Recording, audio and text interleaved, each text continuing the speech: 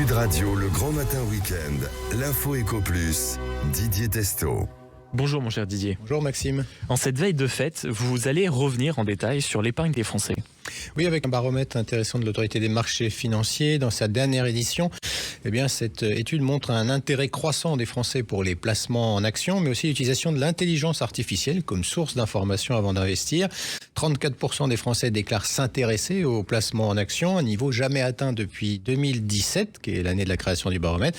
Et un tiers envisage d'investir en actions au cours des 12 prochains mois. 61% d'entre eux disent s'informer sur l'évolution de la bourse et des marchés financiers. En France, 4 foyers sur 10 ne détiennent quand même aucun produit d'investissement. C'est un chiffre qui est stable depuis 2024. Côté risque, alors les Français sont moins nombreux à estimer que le niveau de risque des crypto-actifs est important. Ils sont 48% contre 66% en 2024. Côté gestion de leurs placements, de plus en plus d'épargnants déclarent gérer leurs placements financiers de manière autonome. C'est une tendance en hausse depuis plusieurs années. Ils s'informent également auprès d'un conseiller financier aux bancaires, mais ils utilisent aussi l'intelligence artificielle comme source d'information. Un Français sur 9 indique ainsi l'utiliser comme source d'information avant de réaliser un placement pour mieux comprendre l'investissement et se renseigner sur les caractéristiques de ce placement. Et une majorité, par exemple, a recours pour mieux comprendre l'investissement, pour se renseigner sur le produit. Et de nombreux utilisateurs se servent aussi pour trouver eux-mêmes un placement adapté à leurs besoins. Voilà, c'est une enquête qui a été réalisée de septembre à octobre 2025 par l'AMF. Il y a aussi une histoire monétaire, sans doute oubliée, mais qui concerne le dollar et l'or. Ah oui, cette histoire, elle est forte. C'était cette fin d'année, j'avais envie de vous la rappeler, parce que, oubliée par la plupart d'entre nous, ça date de 1933, avec un décret exécutif 6102, qui obligea les citoyens américains, dites-vous bien, à rendre leurs pièces d'or. Ah oui. Vous avez entendu, rendre vos pièces d'or. C'est Franklin Roosevelt, le président des États-Unis, qui signe ce décret le 5 avril 1933. Cet executive order arguant d'une urgence grave, et il interdit alors l'accumulation de pièces d'or, de lingots, de certificats de détention d'or sur le territoire des États-Unis au-delà d'un plafond de $100.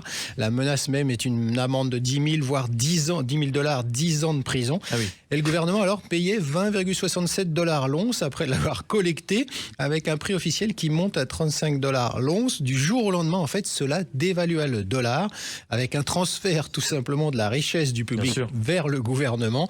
Et en 71, on le rappelle, l'étalon or a finalement disparu. C'est assez logique. Finalement, lier la monnaie à l'or limitait les capacités des gouvernements à jouer avec la politique monétaire.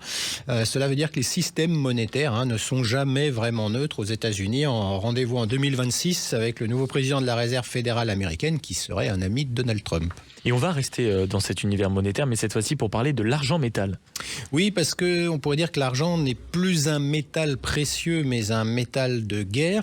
Les États-Unis ont ajouté l'argent à la liste des minerais critiques. C'est un tournant. Ce n'est pas pour protéger les cours des bagues ou des pièces de monnaie, mais c'est d'abord pour l'énergie. Il faut rappeler, pas de panneaux solaires sans argent, pas de missiles, de guidage des missiles sans argent non plus.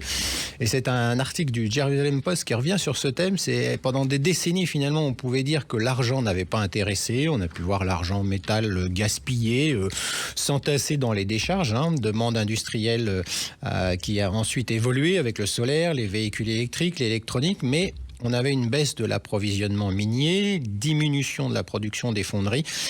Donc les stocks mondiaux sont devenus sous pression. Alors en classant ce métal critique, comme critique, les États-Unis activent des leviers de protectionnisme classiques, stockage stratégique.